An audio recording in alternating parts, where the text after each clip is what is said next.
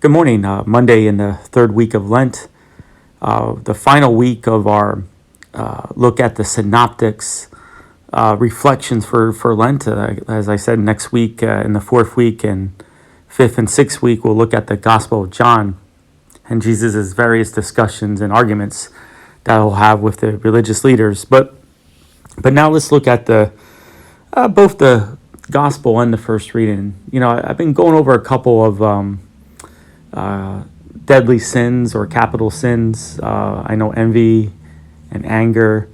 But another one to look at today, if you see these readings, is that of pride. Maybe the most deadliest one of all. Only because when we're prideful, we don't know we're prideful, and therefore we don't have any need for conversion, just like what happens in today's gospel passage and almost happens in today's first reading. Starting with the gospel passage, very beginning of the Gospel of Luke, Jesus is home. He's in Nazareth, his hometown, his own kinsmen, the people who knew him probably ever since he was a kid. He's preaching. They're having a hard time accepting his authority. And then Jesus proclaims that a prophet is not accepted in his native place. And then he gives two gut-wrenching examples that really stirred a lot of anger in the hearts of the people. One about a widow in Sephra and one Naaman the Syrian. Both are Gentiles. Jesus is saying how God's abundant blessings even extends to the Gentiles. When the Judeans or the Israelites didn't listen to the prophets, they often turned to the Gentiles who did believe and were blessed by God. And in the people's pride, the people who just thought they were in God's good graces, and because of their lineage and because of their blood, that God's going to bestow favor on them and that everyone else is an enemy of God, enemy of them. They can't handle the fact that not only Jesus comes for them, but for the Gentiles.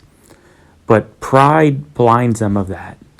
This pride of almost a nationalism, ethnicity type of thing. So much so that they want to throw Jesus off a cliff. Again, Jesus' own native people. Not the Pharisees, not the Sadducees. It's his own people first who rejects him. And then we see Naaman, the Syrian, in the first reading. So the church gives us the account from 2 Kings of Naaman. He's, again, a Gentile. He's a very high-ranking army commander of the, I guess we would say, kind of loosely city-states of Aram. He's a leopard, and he's convinced by a little small Jewish girl, Israelite, to go to Israel and to see Elisha. And Elisha sees him and tells him to wash in the bath of the Jordan River 7 times. And this is where pride almost gets the best of Naaman, because he's angry. He's, again, thinking that his rivers in Aram and Damascus, that his own native waters would be good enough to cure him. Why come down here and just get this advice? Maybe he was looking for something more spectacular. Who knows? But anyways, his pride almost gets the best to him where he doesn't do it. He's actually convinced by one of the Israelite servants to go ahead and follow through. And with his wisdom and the fact that he listens, he doesn't let the pride get the best of him. He's able to humble himself. He does it. And sure enough, he's cured. And then again, he proclaims, again, the whole point of this miracle is what? And the whole point and purpose of Israel and Judah, the whole purpose for them existing is so what? The rest of the world can acknowledge God. The God of Israel is the one true God. And that's exactly what he says at the very end of the first reading. Now I know there is no God in all the earth except in Israel. That's why God chose the Israelites. He chose them not only for their benefit, but also for the benefit of the rest of the world, for all the nations. That it's the Father's desire for everyone to return to the garden, so to speak. Read the Garden of Eden. To come back into good fold and good graces with God. Not just for the Israelites, but for all the world.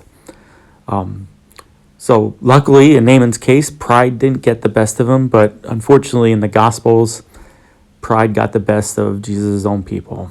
And because of that, they didn't believe. So we hopefully pray for any pride in our life, but also the pride in ones we love who just don't accept God, don't accept faith right now. Maybe because of their own intelligence, their own will, whatever reason.